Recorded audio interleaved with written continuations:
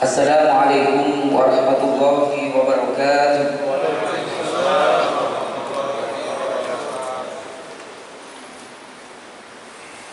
Alhamdulillah, alhamdulillahilladzi bi ni'matil iman wal islam alladzi an'amana wa wahabana ni'aman katsiratan hatta nakhtira nakhtalifa fi hadhihi al-haflati asy-syarifati al-'azimah.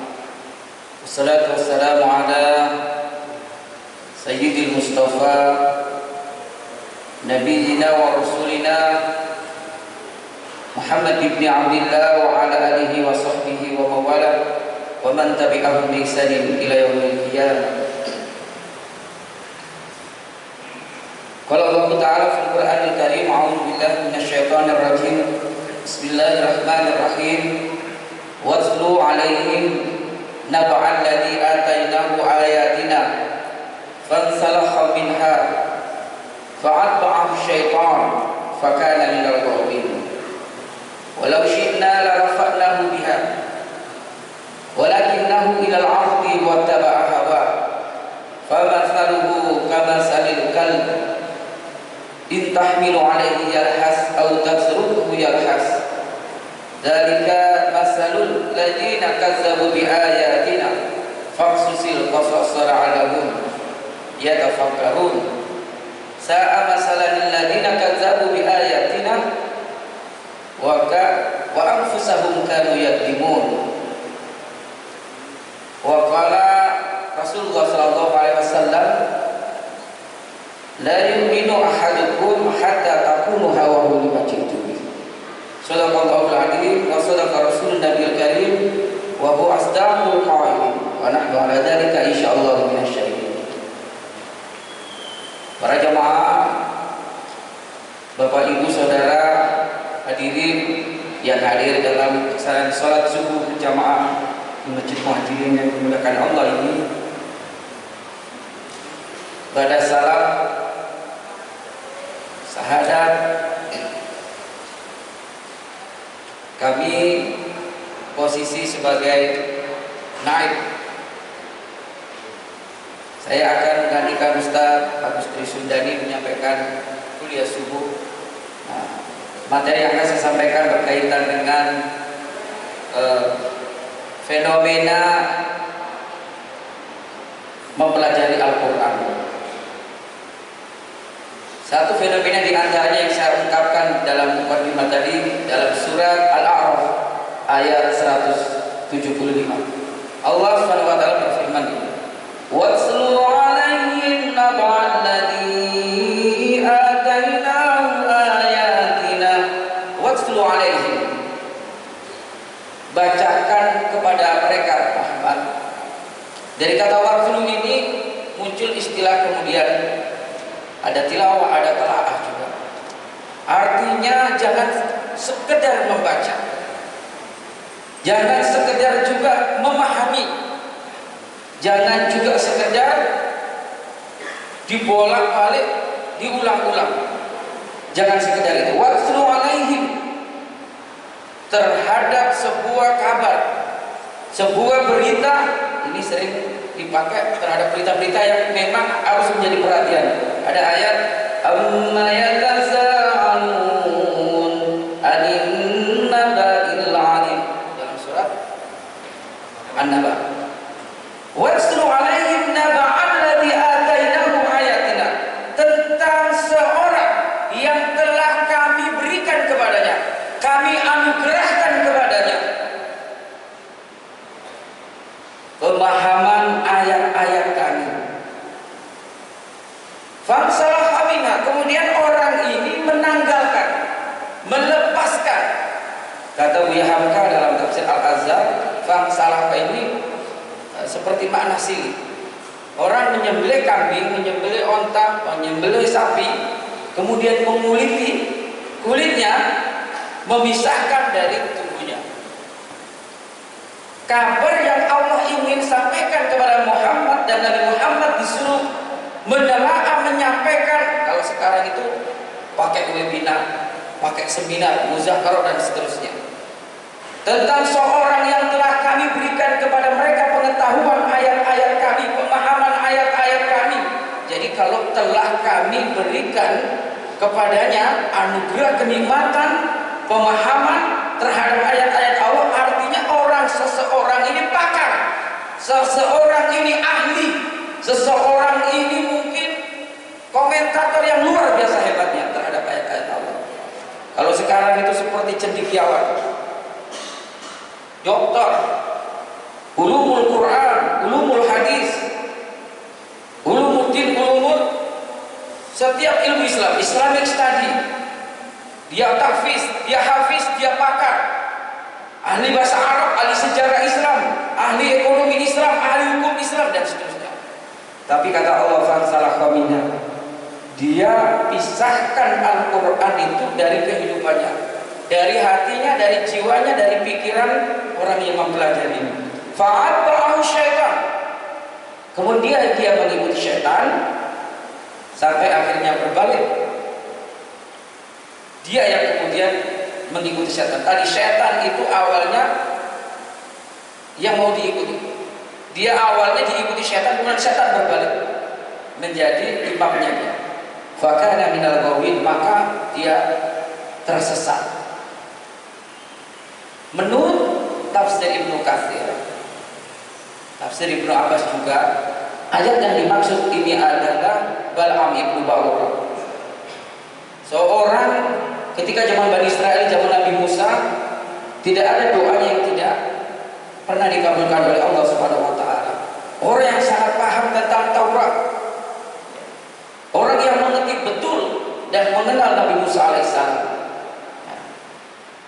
Orang yang dimaksud itu ini. Para sahabat saat itu mendiskusikan tatkala Rasulullah sudah tiada. Rupanya ada di tengah-tengah mereka orang yang mirip seperti ini. Dia memahami juga kitab-kitab terdahulu, bertemu Rasulullah, melihat kemujizatan Rasulullah. Kemudian orang ini seperti ceritanya Bal'am, namanya Umayyah ibnu Abu Sir.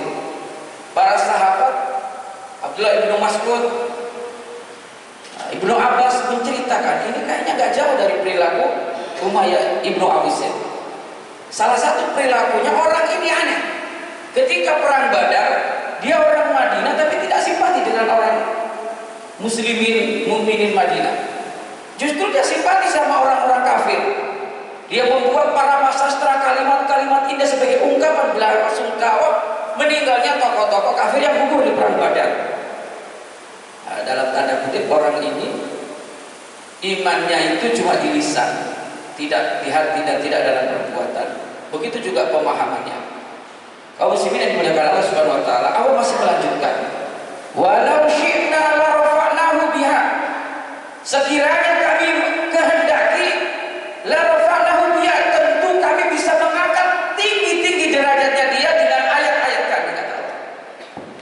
Walakinnahu, akan tetapi dianya akhlada ilal ardi wa tabahawa.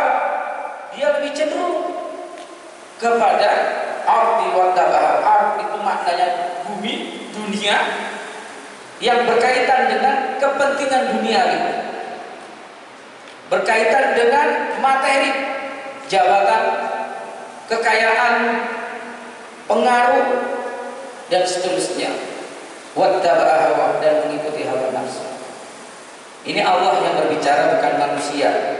Jadi jangan heran saat ini ketika orang cendekiawan, sebelum dia diminta memegang jabatan tertentu, luar biasa perjuangannya membela agama. Begitu dia mendapatkan jabatan, baru komisaris saja misalnya, sudah berani mengatakan gak ada Islam Arab itu, gak ada, yang benar itu Islam Nusantara misalnya. Ini namanya ilal arti wa tabahawa. Hawa itu hanya isi perut, maunya kelompoknya semata, dan mungkin termasuk yang di bawah, tidak jauh dari itu yang dikehendaki. Dahulu ketika Bal'am ibnu Ba'ur diutus Nabi Musa ke Yaman, ke Yaman, ke suku Madian, ke negeri Madian. Perintah Nabi Isa, dakwakan sampai tauhid ini benar-benar dipahami terutama oleh raja dan umat yang ada di negeri Madian. Bal'am ibnu Ba'ur tentu nurut. 1 kali, 2 kali, 3 kali Sampailah suatu ketika dipanggil Bal'am ibnu Ba'urah oleh Raja Madian. Wahai Bal'am ibnu Ba'urah, saya berharap kita bisa bekerja sama. Permintaan saya, bisa nggak kamu nggak perlu mengajak kami berdakwah, menyebarkan agamamu, agama Musa kepada kami dan rakyat kami. Sebagai gantinya kamu beri sepertiga kekuasaan. Kamu bisa pimpin rakyat di negeri itu. Dengan catatan kamu jangan mengajarkan agamamu itu. Kamu setiap bulan atau setiap kapan pun minta hadiah, minta kebutuhan apapun, materi, termasuk istri, mau ditambah dan seterusnya, kamu tinggal lihat. Lama-lama dulu juga Bal'am ibnu Ba'urah, dia tinggalkan ilmunya yang luar biasa dianugerahkan Allah kepadanya tentang Alkitab saat itu, Taurat maksudnya. Kata Allah Subhanahu wa taala lanjutkan, "Famasaluhu kamasalil kalbi in tahmilu 'alaihi yalhas aw tatrukuhu yalhas." Perumpamaan manusia seperti ini, kata Al-Qur'an ini, dia seperti al-kalb, seperti anjing, maaf, seperti serigala. In tahmilu 'alaihi yalhas aw tatrukuhu yalhas. Anjing ini kalau dia marah, kalau kita lewat buru-buru, nggak dikenal, kok dia menjulurkan lidahnya, menjulur-julurkan lidahnya. Kita diami juga, bukan kita usir, bukan kita halau dia, kita tidak, dia tetap menjulurkan lidahnya walaupun dia kenal juga dengan kita. Na'udzubillah. Kata para ahli, saya sempat membaca ini, anjing itu makhluk Allah. Anjing itu berbeda dengan manusia suhu normalnya. Jika manusia itu suhunya 36 derajat, dia di atas derajat suhu manusia. Kelebihan manusia diciptakan oleh Allah, tiap jengkal kulit kita ini, tiap sudut titik kulit kita itu berpori-pori. Sementara anjing cuma ada di dalam telapak kakinya, di bawah telapak kakinya. Karena itulah satu-satunya supaya dia bisa enjoy, bisa menormalisir suhu tubuhnya, dia harus menjulurkan lidahnya. Dengan itu suhu tubuhnya yang panas, setelah dia menyala-nyala, itu akan berkurang lama-lama pada suhu normalnya. Jadi dia kalau ingin enjoy, ingin tenang, ingin ini, mengabdi kepada tuannya, setiap saat pun dia akan menjulurkan lidahnya. Na'udzubillah min dzalik. Alangkah hinanya orang yang diberi pengetahuan tentang Al-Quran, dia menjualnya dengan dunia dan kepentingannya, hawa nafsunya. Na'udzubillah min dzalik. Kata Allah, "Sa'a dzalika masalul qaumul ladzina kazzabu bi ayatina faqsusil qasasa la'allahum yatafakkarun." Demikian itu perumpamaan, metafora, gambaran orang-orang yang mendustakan ayat-ayat kami, kata Allah. Orang yang paham tapi tidak mengamalkan, kata Allah, pendusta. Orang yang sudah iman, ngaku iman kepada Al-Quran, cuma dibaca saja, nggak diamalkan, nggak diterapkan, mendustakan ayat-ayat Allah menurut ayat ini. Dzalika masalul qaumul ladzina kazzabu bi ayatina faqsusil qasasa la'allahum yatafakkarun. Ulangi Muhammad kisah-kisah itu, kata Allah Subhanahu wa taala. Aw masalahil ladzina kazzabu bi ayatina wa kanu anfusahum yadlimun. Amatlah dulu gambaran perumpamaan orang yang mendustakan ayat kami, di mana mereka anfusahum kanu yadlimun, diri mereka sendiri aniaya. Jadi kata Rasulullah, ittaqullah az-zulmu fa inna zulma zulmatu yaumal qiyamah. Orang yang melanggar aturan Allah itu orang yang melakukan kezaliman, dan kezalimannya kepada diri sendiri karena efeknya nanti akan mengenai dirinya sendiri. Kaum muslimin yang dimuliakan Allah Subhanahu wa taala, mungkin kita bertanya, kok bisa ya? Kok bisa ya? Gak ada yang gak bisa. Hafal banyak cerita para penghafal Quran ketika perang salib pun, ketika digoda.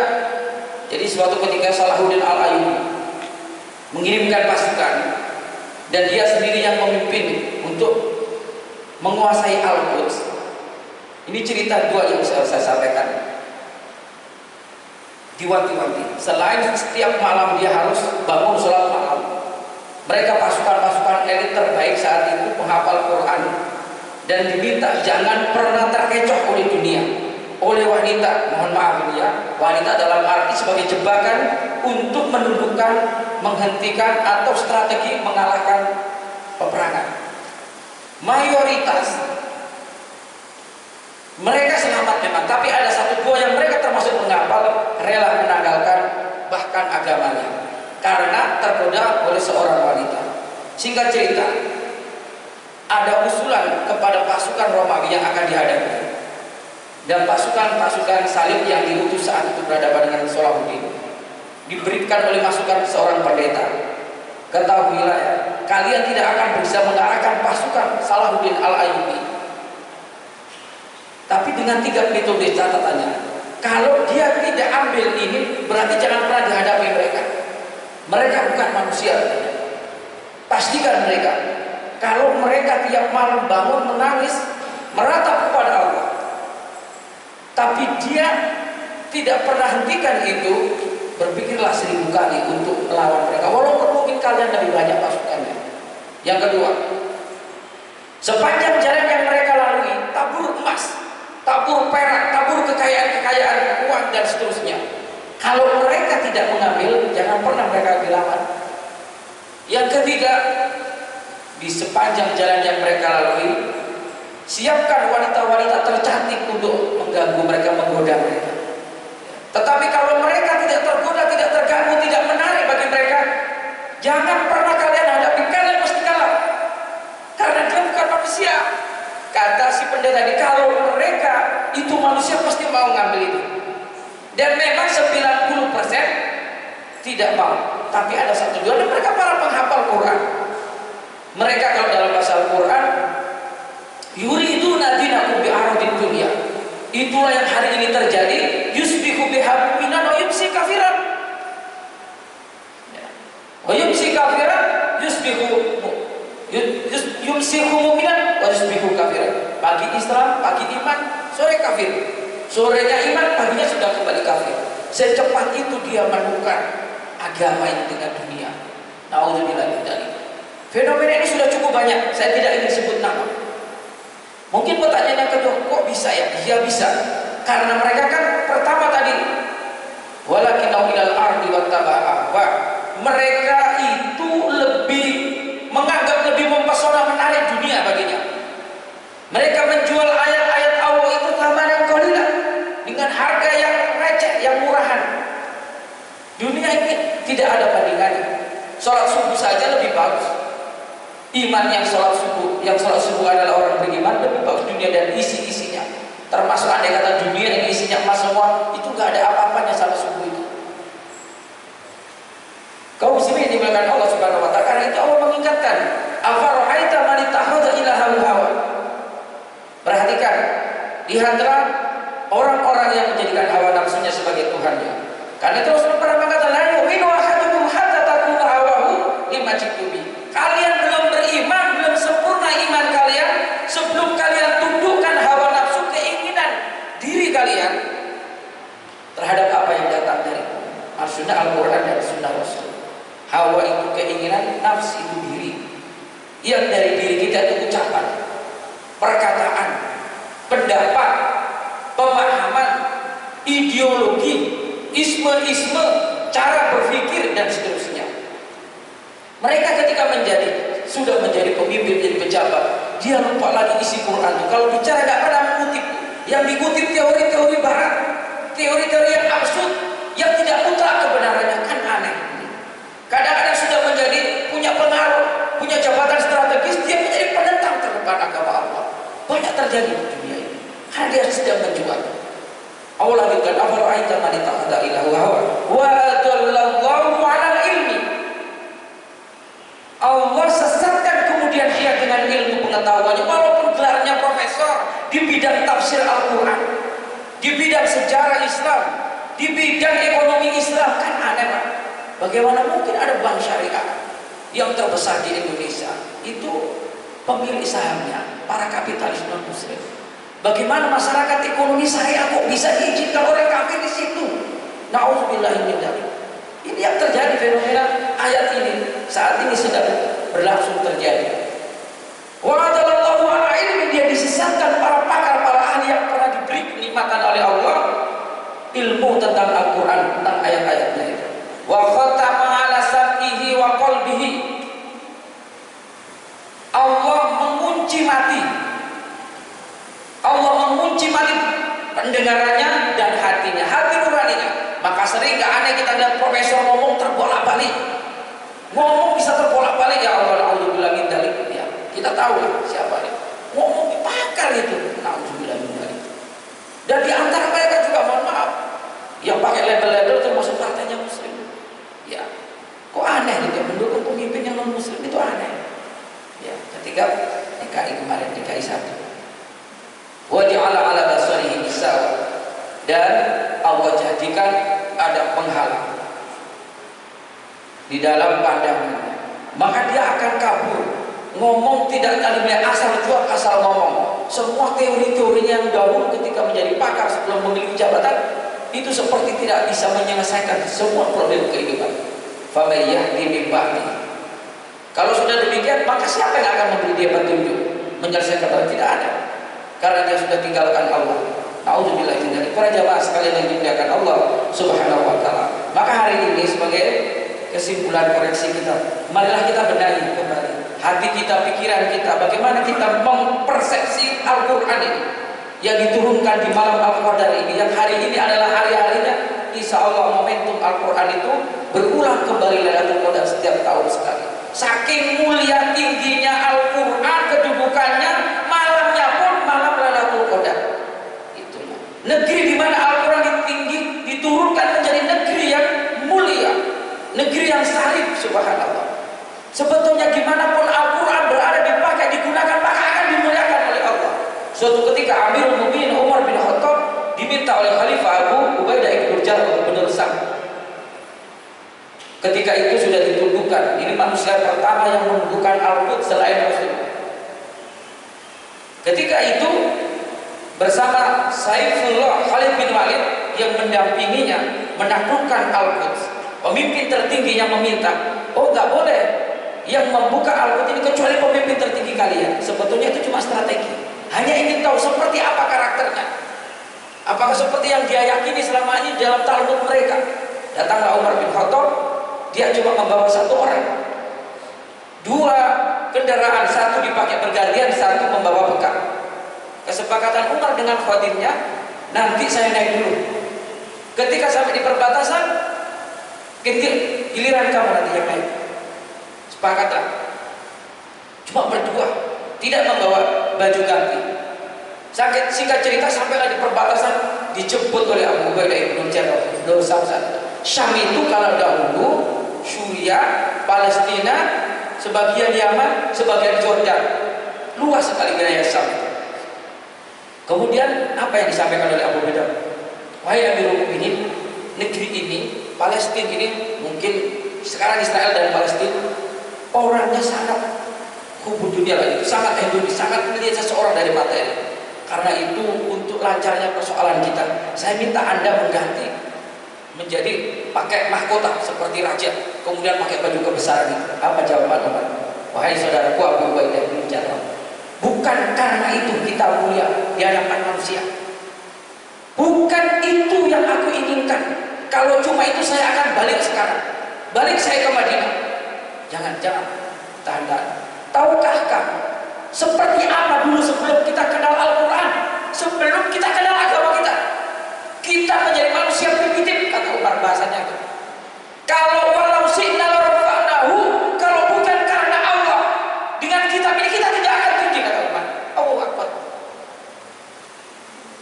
Kalau hanya untuk ini kamu minta aku atas permintaan pemimpin itu, sampaikan, saya tidak akan buka itu. Saya tidak mau membuka Al-Quds yang sekarang di bawah kekuasaan kita.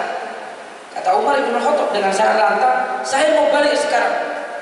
Tunggu dulu, saya akan sampaikan. Rupanya intelijen mereka sudah mendengar bisik-bisik itu disampaikan. Kemudian apa yang pemimpin tertinggi? Itulah manusia yang kita cari kan. Itulah pemimpin yang tidak cinta dengan dunia, yang boleh membuka kota suci itu. Allahu Akbar. Jadi sesungguhnya kemuliaan kita itu terletak sejauh mana kita mengamalkan Al-Quran. Kita menjadi munafik tatkala yakin Al-Quran itu huda, tapi tidak kita jadikan dia petunjuk. Al-Quran itu pemisah hak dan yang batil, tapi tidak pernah kita kedepankan untuk memberikan solusi kehidupan. Jadi kita ini makhluk yang terlaknat karena Quran. Kalau umat dahulu, umat Bani Israel, pengikutnya Nabi Musa itu, bi'sa masalul qaumul ladzina kadzabu bi ayatina wa hum la yahdil qaumal zalimin, persis sama. Sebelumnya dimulai masalul ladzina humilu taurata summa lam yahmiluha kama salil khimari yahmilu asfara, itu masih agak mending. Orang yang diturunkan kepadanya Al-Taurat, kitab Taurat, kemudian dia lah yahmiluha, tidak memakainya, tidak dia mengambilnya sebagai hudan, sebagai petunjuk, pedoman hidup. Kama salil khimari yahmilu asfara, dia seperti keledai yang di punggungnya dia taruh Alkitab itu, nggak kelihatan, nggak pernah dibaca, apalagi dipakai. Itu pun kata Allah masih mending khimar itu, masih mending itu namanya keledai itu, jika dibandingkan seperti anjing orang-orang yang tidak mengamalkan, tidak memakai ayat. Dibaca saja, dibaca betul, dihafal betul, tapi yang lebih betul lagi semua itu kemudian didakwakan, diamalkan dalam kehidupan. Maka sekarang nggak bisa kita samakan ilmu Quran, ilmu agama ini seperti ilmu matematika, ilmu fisika, ilmu kimia, ilmu keduniaan yang lain, ekonomi, eksik, tidak bisa. Karena Al-Quran ini hudal linnasi wa bayyinatin minal huda wal furqan, sekaligus sifat, sekaligus rahmah, sekaligus bayat, dan seluruhnya Al-Quran ini. Karena itulah umat Islam tidak boleh orang beriman jauh berpisah dengan Al-Quran, karena itu ukuran keimanan seseorang kepada kitab Allah. Demikian barangkali yang bisa saya sampaikan, kurang lebihnya mohon maaf jika ada kebenaran dari Allah dan Rasulnya, dan jangan pernah ragu mengikutinya. Jika ada yang salah, itu adalah kelemahan, kekurangan saya menyampaikan, dan mohon dimaafkan. Billahi sabil haq, subhanakallahumma bihamdika asyhadu an la ilaha illa anta astaghfiruka wa atubu ilaik. Assalamualaikum warahmatullahi wabarakatuh.